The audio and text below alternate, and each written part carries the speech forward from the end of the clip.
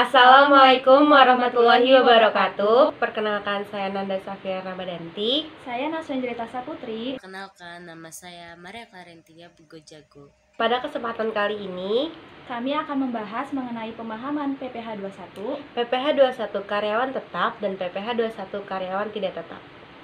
Oke, saya pasti kalian belum tahu kan apa itu PPh pasal 21. Aku jelasin ya.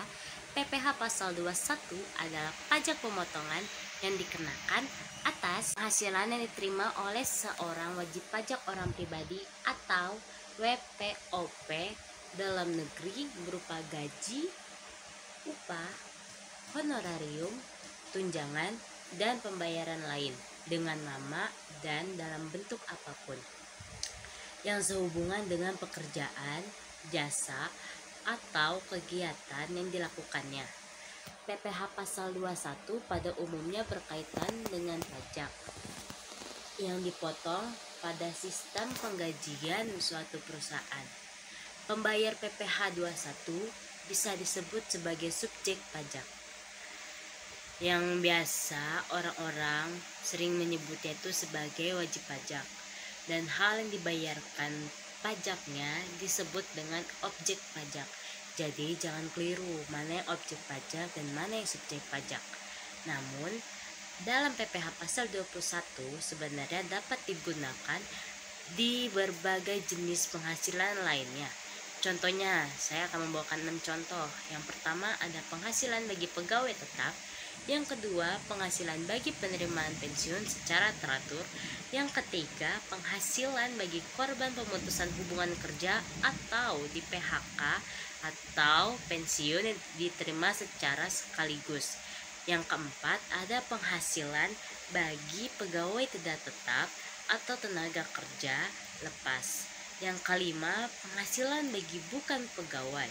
Yang terakhir ini, imbalan kepada peserta kegiatan dapat berupa uang saku, uang rapat, honorarium, hadiah, uang representasi, atau penghargaan sejenis dengan nama dan dalam bentuk lainnya.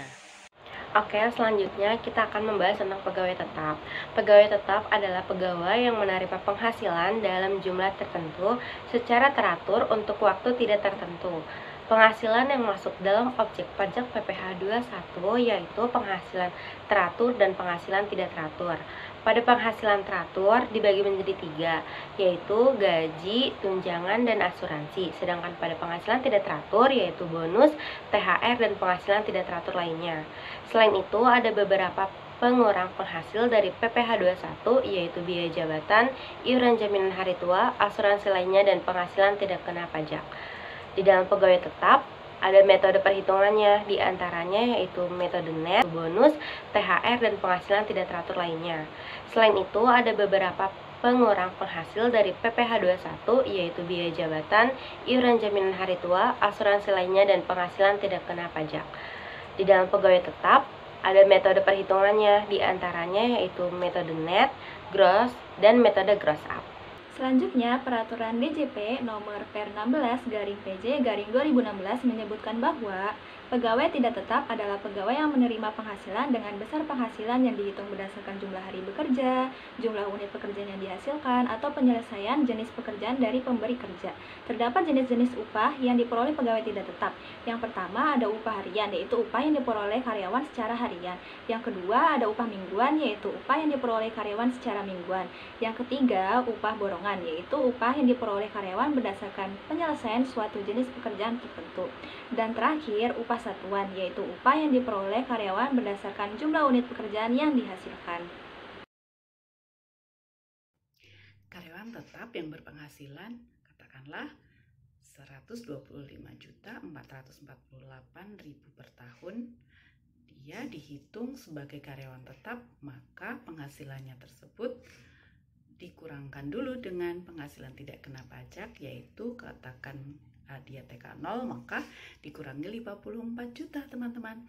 Nah kemudian hasil pengurangan tersebut dianggap sebagai PKP atau penghasilan kena pajak, sehingga kurang lebih perhitungannya adalah 5% kali 50 juta, yaitu 2.500.000, sisanya 15% kali 71.448.000 tadi dikurang 50 juta, sehingga 3.217.200. Nah, keduanya kemudian ditambahkan jadi sebagai terhutang pajak.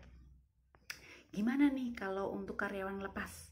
Nah, karyawan lepas sendiri memiliki upah harian yang lebih dari 450.000 per hari, maka total sebulannya lebih dari 4.500.000 per bulan kan ya, maka dikenakan pajak PPh 21. Sebaiknya kalau karyawan lepas tersebut penghasilannya kurang dari 450.000 sehari, maka jumlah total sebulan kurang dari 4,5 juta, sehingga mereka tidak perlu dikenakan pajak PPh 21. Sekian dari kami, kurang lebihnya mohon maaf. Wassalamualaikum warahmatullahi wabarakatuh. Bye.